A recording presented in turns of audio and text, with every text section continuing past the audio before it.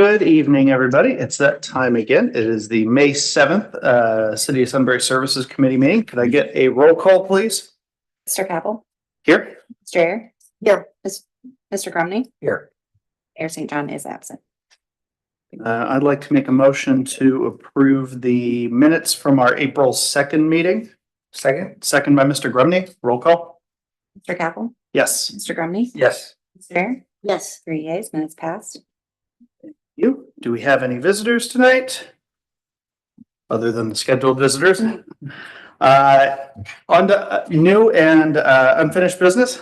So do you want to do it? Yep, I'll do a little bit of an introduction. So we've asked Mike Miller to join us. Mike is a member of the Verdantis team. Prior to his time with Verdantis, he did serve as the director of the state's Office of Public Works, Ohio Public Works Commission. We had talked about asking him to come on in and talk a little bit about the scoring review process for OPWC and the roadway projects. It's been, I think, 2 years since we got funding for this project, and just, again, want to kind of evaluate where we are and strategize going forward. So with that, Mike, if you want to come to the podium, just introduce yourself and share your thoughts. Sure, thank you, and good evening to everyone. Appreciate the opportunity to chat with you this evening. Even more exciting, we have something to talk about after last night's convincing issue 2 victory, which is the revenue source stream for the Ohio Public Works Commission. It's 67.8%, I believe. That's most close to a mandate as you can get. And it was successful in 85 of 88 counties. So I'd like to believe that's its 5th trip to the ballot. I think people understand bonding and infrastructure and spreading the cost of those improvements across the useful life of the improvement. So it was an exciting evening for me to see the tradition continue. But a little background on the commission. And prior to joining the commission, it's a staffer in the Senate, and we actually created it. And it's divided up into 19 districts. The single county districts are the major metros, up to a 10 county district is the largest. In all the districts, the counties and the districts have some commonality. Delaware County is in District 17. But the fundamental premise was you folks know what your needs are more than some bureaucrats sitting in Columbus picking the projects. So in statute, there are 10 criteria that each district must consider. How they weight those criteria differs from district to district, and how they interpret those criteria, quite frankly, varies quite a bit from district to district. So I think the fundamental thing we want to get into this evening are the 10 criteria that District 17 uses, which is a six county district. And we did have one of the counties in the district, Pickaway was one of the counties that issue 2 lost in last night. Yes, they are still allowed to apply. So they're still part of your district. But the 10 criteria, and I've broken it out how we scored last year. We were funded the year before. I believe it was a $300,000 grant, $100,000 loan. That was our request last year. We scored 129 points. The cutoff was 131 points. So we missed being in the money by 2 points, which they do have a contingency list that they send to Columbus in the event a project would fall out. They want to have projects that are prepared to move. That particular project is number 6 on the contingency list in Columbus. I monitor that on occasion to see if there's any movement. And the district usually comes up with some additional funds, projects coming in under budget. So we'll see how that pans out. But looking at the breakout needs of the district in District 17 really focuses on average daily traffic. So I think as we look forward, if paving, transportation projects are the direction that you choose to go, the higher average daily traffic street is going to score much higher than the average daily traffic street. If we have documented accidents, that's going to bode well as well under that criteria. We scored a 13 out of 24 possible points with the collage of several streets that we sent in last year. The second criteria is age and condition. We scored 14 to 24. The older and worse condition that the street is in, obviously it's going to score better. And a lot of these are we provide a narrative, and a lot of it's just black and white. When was the last time the street was paved? It shows the purchase order documents when you bid it, that they use to measure that. The third criteria is affordability, user fees that are implemented. This whole criteria is geared towards environmental infrastructure. They are going to take a good look at your water and sewer rates and run an affordability analysis. I have not seen your rates to know how you would fare under that particular criteria. If it's the will of the committee to pursue an environmental type of project in the next funding round, I think we should run those numbers real quick and just see how we're going to fare under that particular criteria. The one I find very interesting, while submitting a road project, we scored obviously 0 points on that criteria.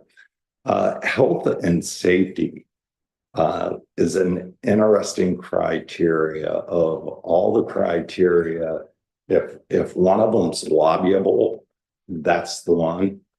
And in the methodology, it says based on community knowledge. The county engineers on the committee. I've talked quite a bit with the district liaison, Rob Platt. Irregardless of what you choose to submit, he's agreed to sit down with us and walk through to make sure we have it postured to be as competitive as possible. It's always helpful to have somebody who has a role in the scoring of the project, be your second set of eyes looking at it. So we'll definitely take advantage of that next round. Yes. Yeah, I just have a quick question. So with I think the first criteria was a high traffic, was a street score, and then health and safety. Do those ever intermingle? I mean, is there a chance that those scores, because high traffic can lead to safety, and so do they ever overlap in those categories? They can, under health and safety, when they're going to want accident reports Okay. to award points. The needs of the district is more traffic counts. And if we do have streets that we would like to pursue, we are going to need a documented traffic count on that. So we'll need to figure out what that street is and let Bob and his folks know to make sure we have a traffic count on that. But the health and safety is based on local community knowledge. The accident reports, I think, would be helpful. But I think that's one my meeting with Rob Platt, the district liaison, and any dialogues that you folks have with your county engineer, probably be helpful to point out the need for what you're pursuing funds for and the problem that exists that you're trying to get resolved. In the absence of that, I'm not sure how we perform better there. So that's why I say I think that's the one lobbyable criteria that we might have a little influence over. The fourth criteria, which last round we scored 8 out of 24 points on that particular criteria, is a financial criteria. If you're requesting a loan only, you get 16 points. If you're requesting a grant, you get 10 points. We've always done a grant loan blend combination. The district does have large loan balances, and with the renewal last night, the percentage of the district's allocation that has to be used in the form of a loan in statute is a percentage. So as the pot gets bigger, they're going to have more loan dollars. So I always like including a loan component in those projects. The loan dollars are considered local funds in the rating and ranking process. So that has not really been an issue. I know last round we maxed out on leveraged funds point wise, but if we're going to be cutting it close, the loan component is considered local dollars. We received 10 points because we had the grant loan combination last round. You get 16 if it's loan only. So if you have a second projects that you're considering, perhaps a user fee-based project, you might want to consider a loan. You're gonna score the points. The district usually has some extra loan dollars available, not nearly as competitive to get as the grant dollars. Obviously, everybody wants dessert before they have to eat their vegetables, and give us the grant money. We'll worry about the loans later. But that's a nice opportunity. Should you want to submit a second application, I would suggest go loan only, and those 16 points would pretty much push you over the top in that regard. They are going to ask what your community priorities are. Number one's going to get more points than number two, but I think the 16 points more than makes up for that variance. Again, when you narrow down what you want to pursue project wise, we can run some models for you and just see how they score relative to the methodology that they've been using. That was a question that I asked Rob, the liaison, when I spoke with him a couple of weeks ago. Do you expect any changes in your methodology with the increased amount of funding coming through? Should that happen? He felt that they were comfortable with the methodology they had. They like to spread the money out, and he said if we have more money, that's going to allow us to go a little bit further down the list. So our project this year, next year with additional money, very well may have been in the funding range, but hindsight. The third one is leveraging. 26% is the maximum. The point break once you're at 26% leveraging versus what you're requesting, you receive the full points that are available. The next criteria is economic health. That's something we have no control over. They're going to look at the median household income compared to the rest of the district. Last round on economic health, you folks received 16 points out of 16 points. I'm assuming they're going to use the same census data they used last time. So I think that 16 points is going to be pretty static when we're running models on that criteria. The fifth project, next criteria is readiness to proceed. I used to joke when I was with the state, this criteria makes liars out of good people. Everybody's ready to go. And then once we fund the projects, hey, we need an extension. But that is, they are going to ask for projects that we're submitting this fall that will be funded July 1st of 2026, that they be under construction by June of 27. So that's the sweet spot on readiness to proceed. That's a 5-point criteria. We received 5 or 5 last time. And it's an all or nothing criteria. So it's really a worthless criteria. If you meet the readiness to proceed, you get 5 points. If you don't, you get thrown out because you're not ready to proceed. So that the 5 points is virtually everybody gets it or you're out. So it's really not a game changer. The amount of funding requested is the big. Had we requested 100,000, if we can drop the grant 200, we will score 2 more points last round, which will put us in the money range. I know, like, thank we can get more, but they really are trying to spread this money out and much as many communities as possible.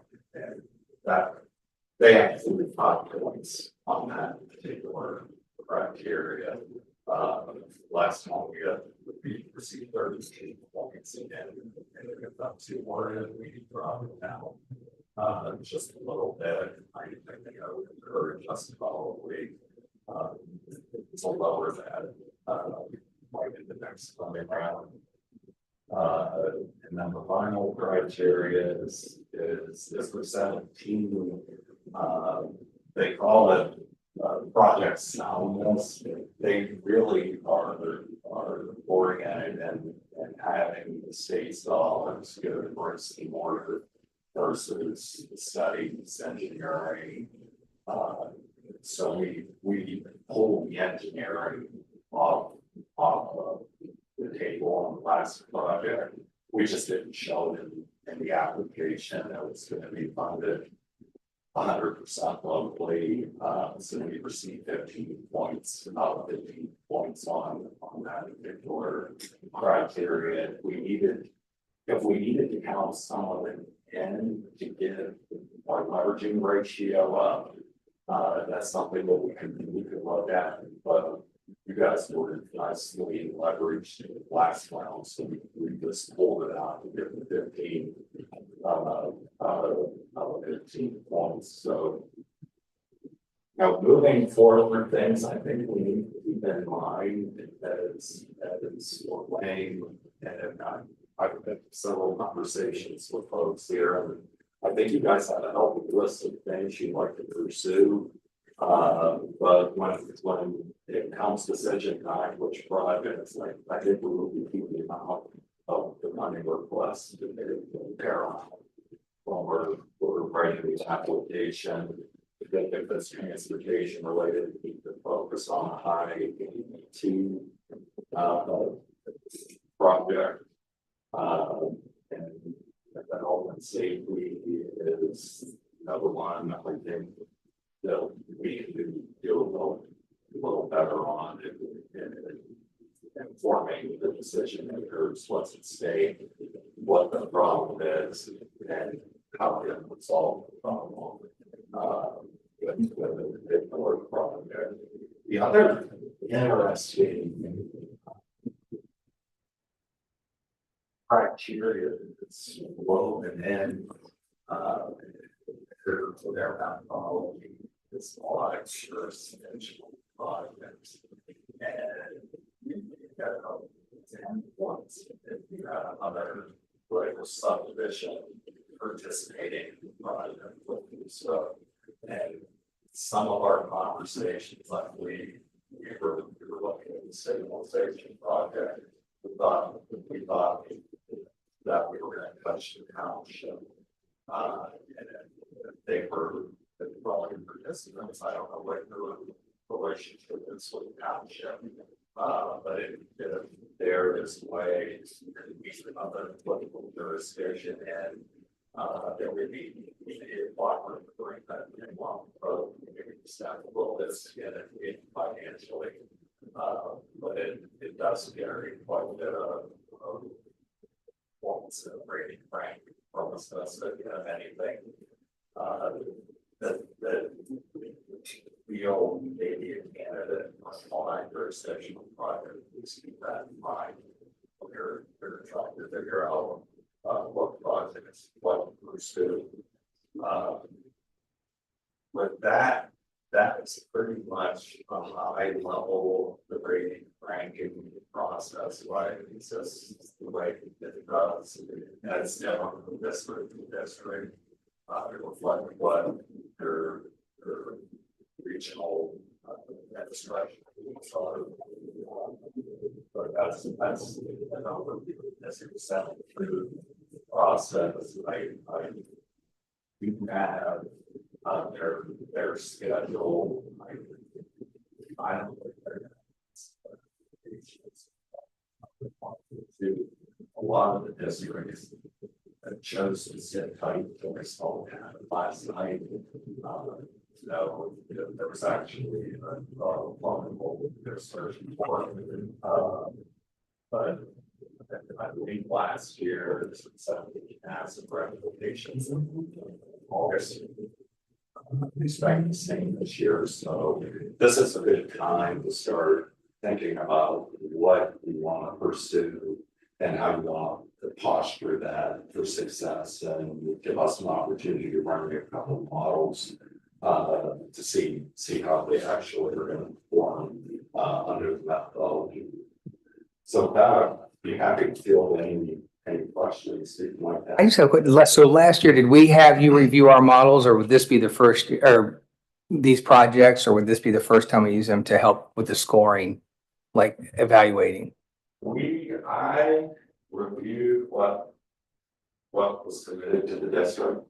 I did not grade last year. So Okay. I don't know if we did modeling to here you're asked for 200 grant 100 on. This is how we're going to score and break that. Okay. But what was submitted, I reviewed. Right.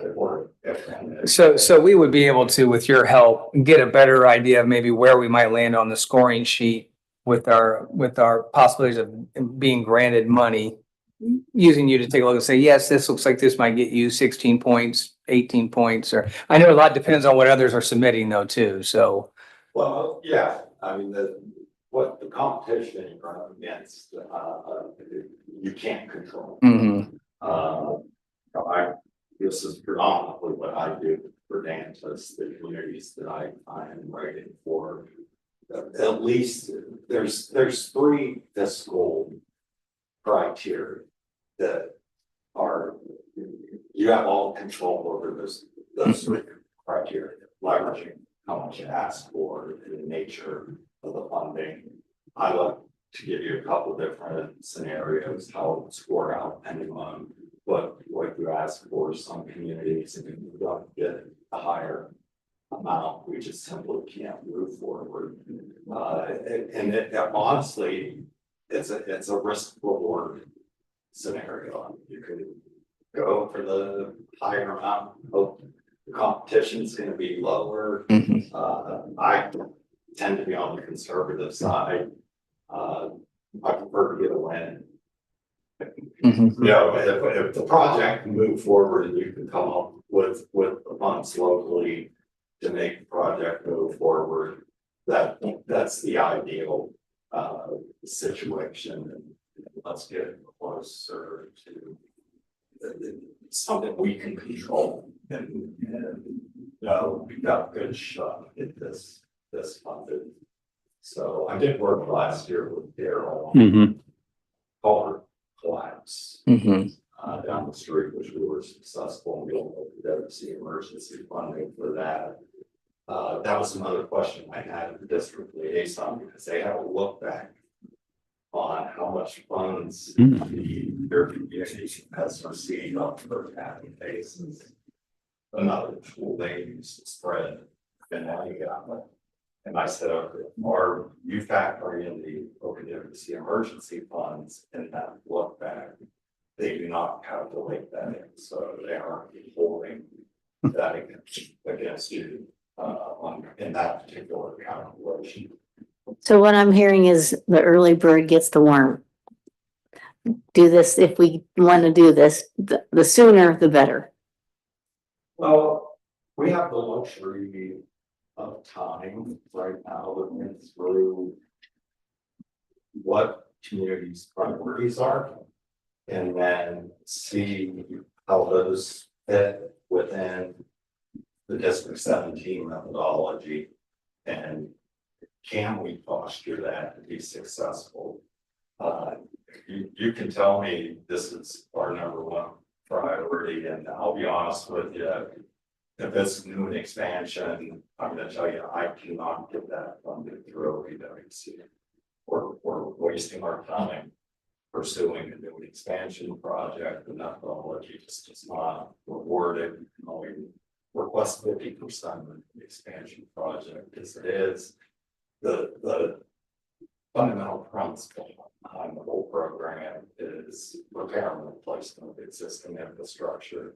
So let's see what your priorities are, and then see how those fit in to the district's methodology and grading and ranking.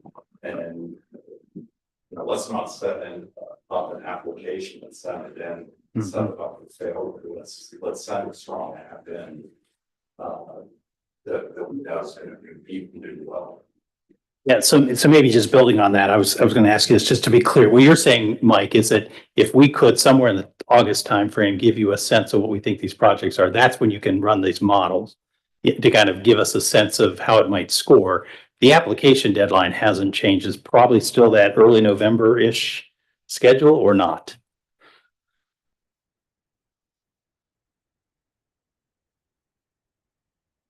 Yeah, Daryl, thank you. Cause that's what I was wondering, like, if we can get an idea of what our numbers will be, do we have a sense of like, this based on historical data, we may not have a chance, or, Right. hey, we were close to the average for the last 3 years, so we might be right in the mix type of thing. Yeah. Right. Okay, last year, it was that October 1st, the application portal, these applications were generated with the portal. It opened October 1st, it closed November 1st. Yeah, I always think of the deadline. Yeah, so that, yeah, I mean, well, I just know we're scrambling in late October to get it in early November. That part I do remember. So, yeah. Should have narrowed down projects that like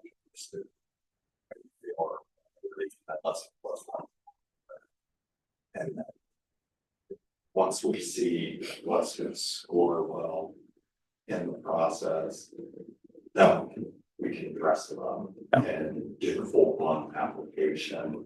But it's not terribly difficult. I mean, a lot of these criteria are going to be fixed no matter what the project is, MHI.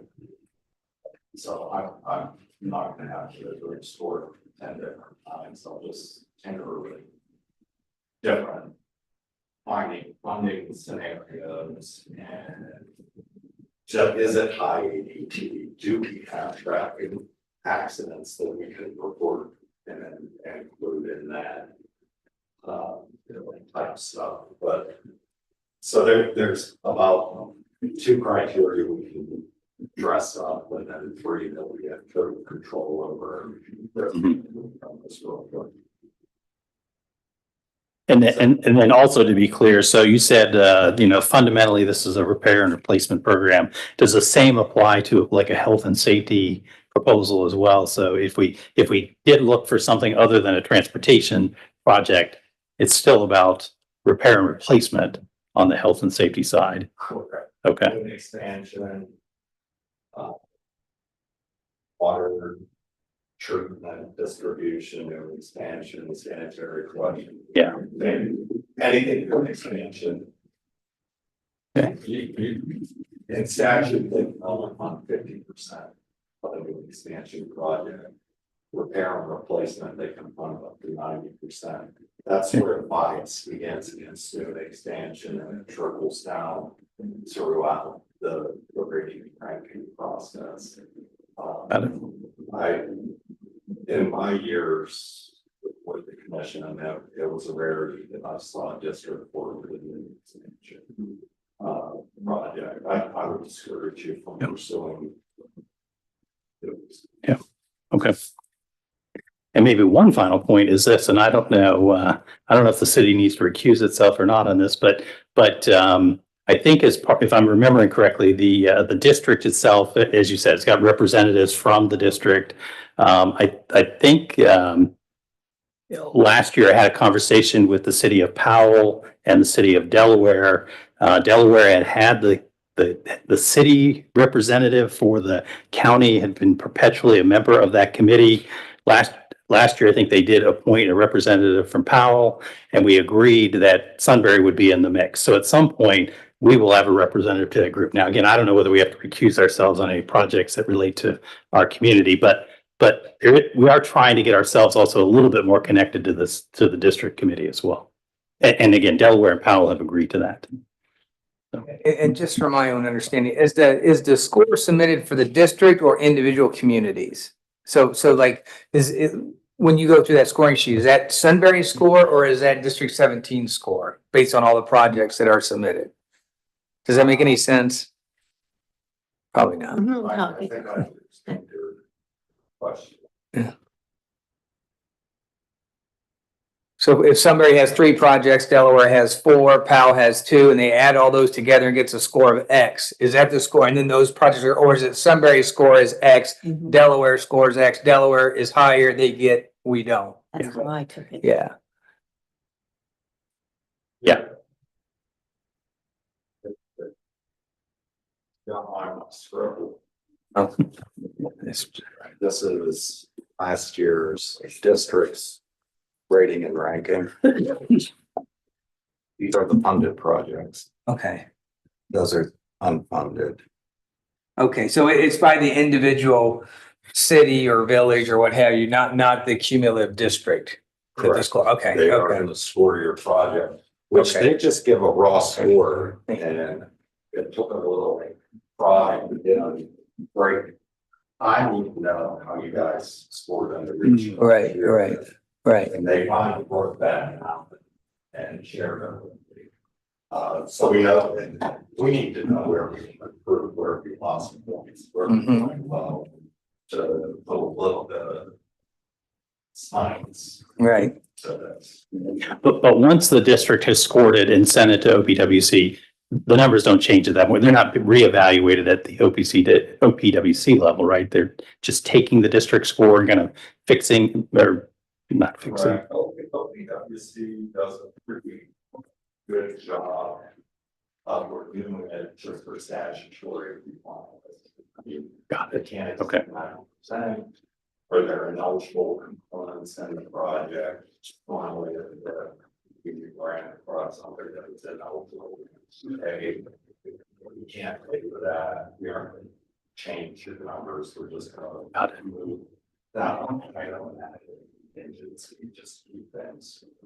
And it's wrong. So they will just look at statutory compliance and it's the OPWC. They will not say, hey, we don't win the project.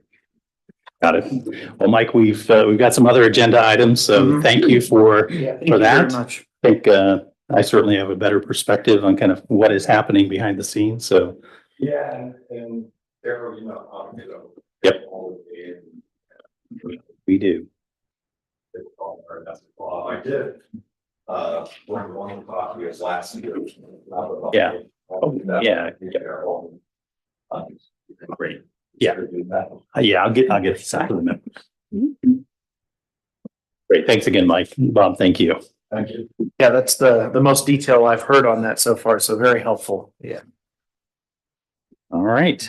Okay, we can move on to Delaware Soil and Water Conservation District. Thank you. So if you remember last month, we had Scott Stevens with the administrator at Delaware County Soil and Water Conservation District here. And he is here again primarily to answer questions. I'm going to go ahead and kind of walk you through our plan for contracting with them for stormwater related services. So I realize there are about 10 pages in your packet. If you go all the way to the back, Exhibit A has the summary. So that's the key page I think we can kind of sit and look at. And then if you need more information, the previous pages go through the detailed information under each of these categories. Also, last month, if you recall, I had a picture up that showed the 6 MCMs, minimum control measures. I don't have that diagram for you again, so it's just this Exhibit A, but that kind of sets you up to understand the breakdown. So MCM 1, 2, and 6, the very first item under this exhibit, those are going to be items that we're already have contracted with Delaware County Soil and Water in the past for public engagement, public education, and then good housekeeping, annual education for our services that they provide. That dollar amount is the same that it was last year. It's $1 per resident, and they have the number there. So we're planning on in this contract keeping our services from before, but the subsequent items are an area that we'd like to expand the contract and services. And most of these items are related to our new stormwater legislation that was approved at the end of January that essentially holds the city accountable for third-party inspections on construction sites. There's also a review component as well, which is going to be in this breakdown. So I'll go through in order just as we kind of break down the document, but MCM 3 is going to be the illicit discharge detection and elimination category. That's a fancy way of saying we're looking for things in our stormwater system that maybe shouldn't be there, especially during dry weather, or if for some reason someone sees something in a stream that looks like it could be an illegal discharge. This category helps us manage that. So essentially they have an hour breakdown for what they anticipate that service would look like, and that involves dry weather screening. So maybe not today because we've had a lot of rain, but when there's dry weather, when you go to outfalls that are entering into streams and creeks, the expectation is that they should be primarily dry. If they're not, that's something that we can investigate to see what is going on. So that's one of the services that they'll handle under this category. And then if we do have a report that it looks like there may have been something dumped in our storm system, such as paint, a concrete washout, that's something that we can work with the district on to try to investigate and find out maybe who the perpetrator is or if it came from a construction site and do that investigation. We have the ability to do that in-house through Public Works, but it is something that Delaware County specializes in. We began that project about 4 years ago now with some initial mapping. We didn't get to the point at that time with the staff that was here to actually ground truth the map. And we took a lot of old records, reduced them to a digital map. A big component of that is knowing where your stormwater infrastructure, where all the inlets and catch basins, where they discharge into the creeks, streams, and rivers, to have great records of that. So when you do find some discharging, we know at that network and how to trace that back. So That would help. yeah, step one is to know what this system looks like within the city and have that well documented, and that would be the significant component of this expansion. And that's a great point. Make no mistake, this is a high-tech group. They're going to be out there and they're going to be mapping the system out in the field, which is an ability we have to do in-house.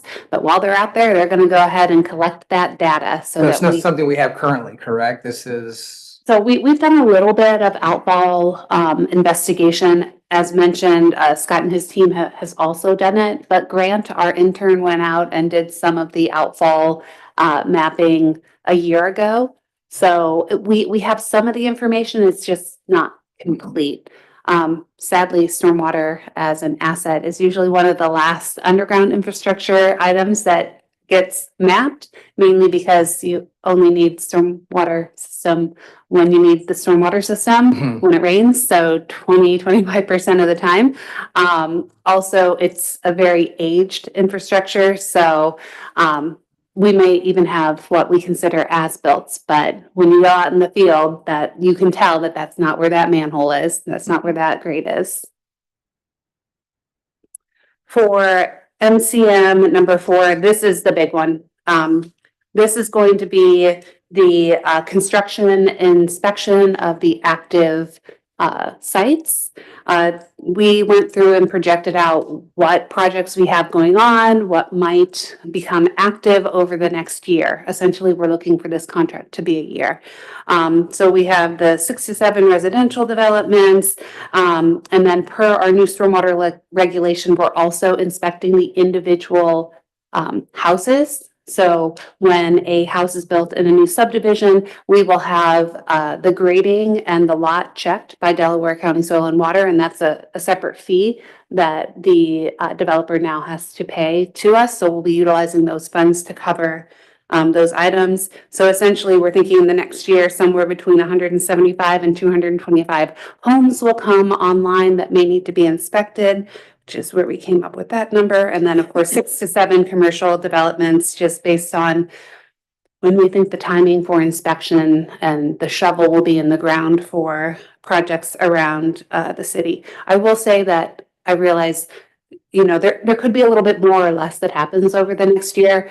When we get into the actual contract itself, they will be tracking their hourly their hours spent, their hourly rates in order to evaluate this partnership, this intergovernmental agreement that we have, so that as we reevaluate at the end of the year, we can come back and say, okay, maybe we need to look at tweaking this category, or maybe we need to make other considerations. But we feel these are safe numbers for what we think, what services we'll need. Yes, a place to start, yes.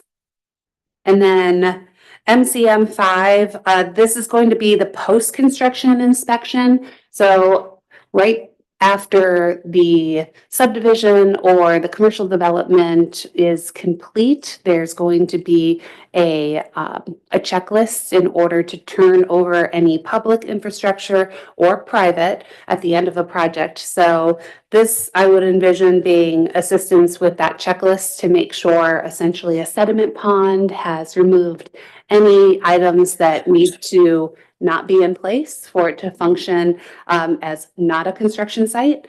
And then also annually, there are expectations to maintain this infrastructure. So as needed, we can ask Delaware County Soil and Water to go out and look at different aspects. It's typically going to be a pond, but there are many other water quality items out there that we may need assistance on to see if they are functioning properly. And all of this information in here is reported to the Ohio EPA on an annual basis. So a report that they've helped and assisted with in the past for MCMs 1, 2, and 6.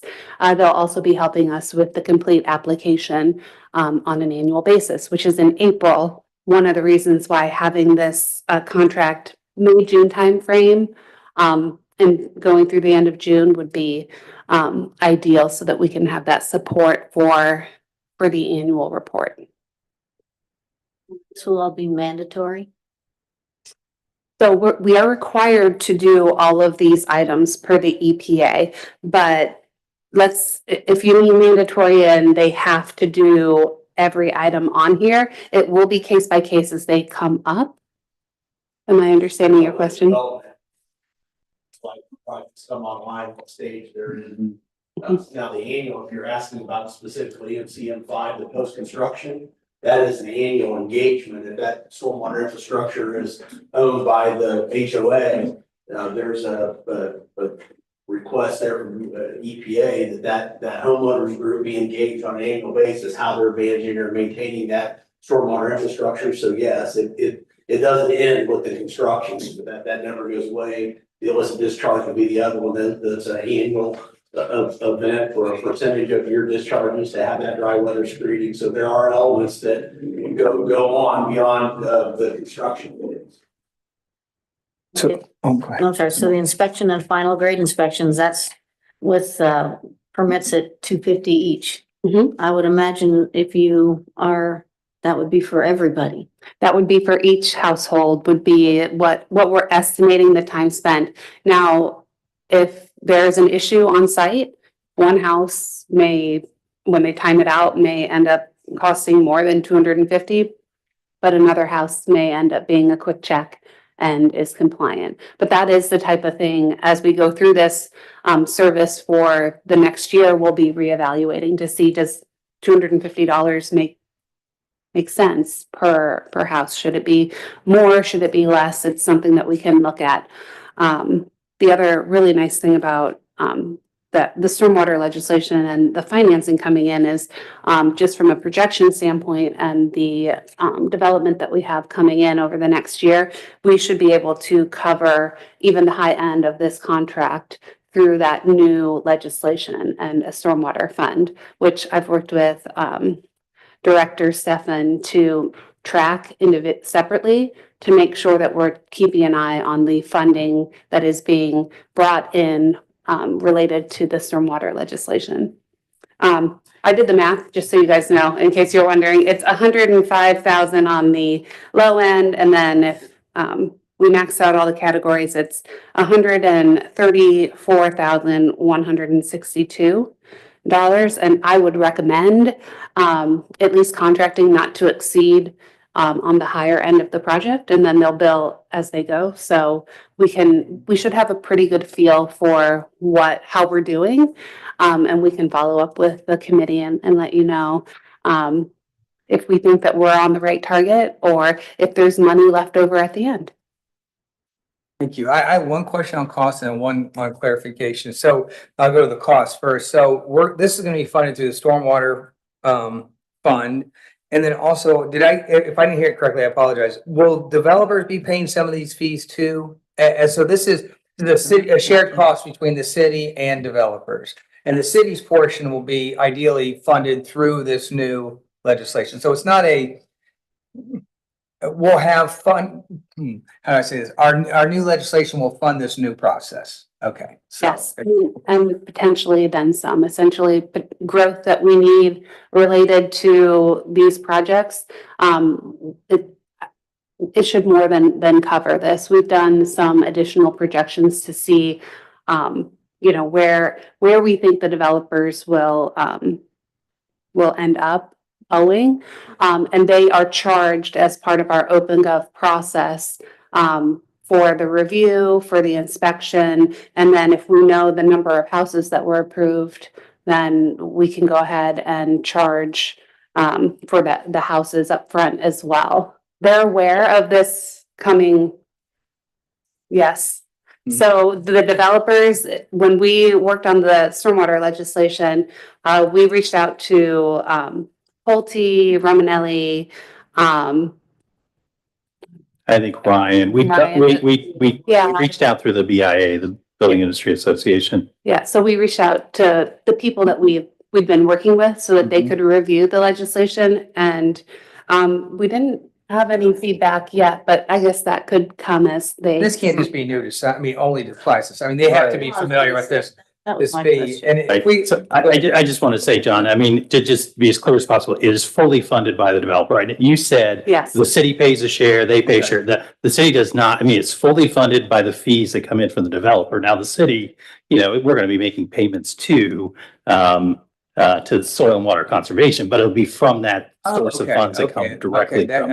Yeah. And then just my own understanding, this is really kind of an oversight service. It basically says, is Sunbury doing what they should be doing according to what the EPA requires, the laws? And it's basically, you're making sure that the stormwater system we have established are meeting those standards. There's no violations. If there are violations, what are some remediation suggestions, those types of things? Yeah, the role that we would play is to come alongside Sunbury, Carlin, her staff, Daryl, and make sure that the development, the sites are in compliance and Yeah. sure keeping Sunbury in compliance with that Clean Water Act and those requirements that have been put on this community of MS4. So we're contracting the experts then to let us know that, yeah. The experts and a nonprofit organization, would we let, yes, Yeah, but our enabling legislation in the Soil and Water District, that we are tasked to do these type things. Yeah. Along Local governments, individual government, whatever the case may be, and be part of that soil and water stewardship, land management type activities, whether it be in somebody's backyard or 5 acre lot or on the farm or on a construction site. So Sure. this is what we're built to do. And as such, we're built to do that. And we'll keep our hours on a quarterly basis, on a per project basis. And if we see that we're able to be more efficient as the nature of the development, we can adjust those numbers, and we'll certainly do that. It's purely to cover our costs, and we have a relationship back with some matching dollars, which makes the district eligible for us to do the other things that we do, not only in Sunbury, but across the county. So we get money from the commissioners for doing some of this type work in the county, and we have a relationship similar to not quite this extensive with Powell. We do a little work with Galena, Johnny Hills. This is one of the things we're here for. This would promote jobs.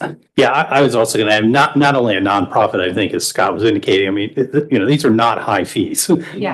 At the end of the day, this is very reasonable, and even the developers, I think, would acknowledge that that's the case. But I was going to say also, I think the developers see them as a neutral party as well. yes. I mean, yes, they are contracting with the city, but I think they do see them as a neutral arbiter in this process, as opposed to maybe a private or another private firm that we might have engaged, where they might feel perhaps more, I don't know, beholden to the city, if you will. So I think, they will see this as a win-win opportunity as well. Yeah. So, Absolutely. yeah.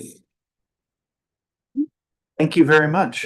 Any other questions before we move on? But just, the contract for this is not going to council tonight. Right. We are hoping to have it together based on your support or recommendation for the next council meeting. And then we should be able to have 2 readings so we can have a follow-up at the services committee meeting before it would potentially be approved and executed.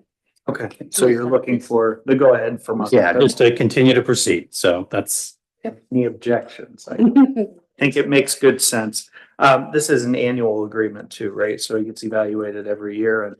Annual agreement, and then in the future, if we want to look at multiple years, I know that that's probably something you've done in other communities, but let's get started and see how it goes. Absolutely. It's administratively more efficient to do multiple years, but certainly to start with, an annual agreement is quite acceptable.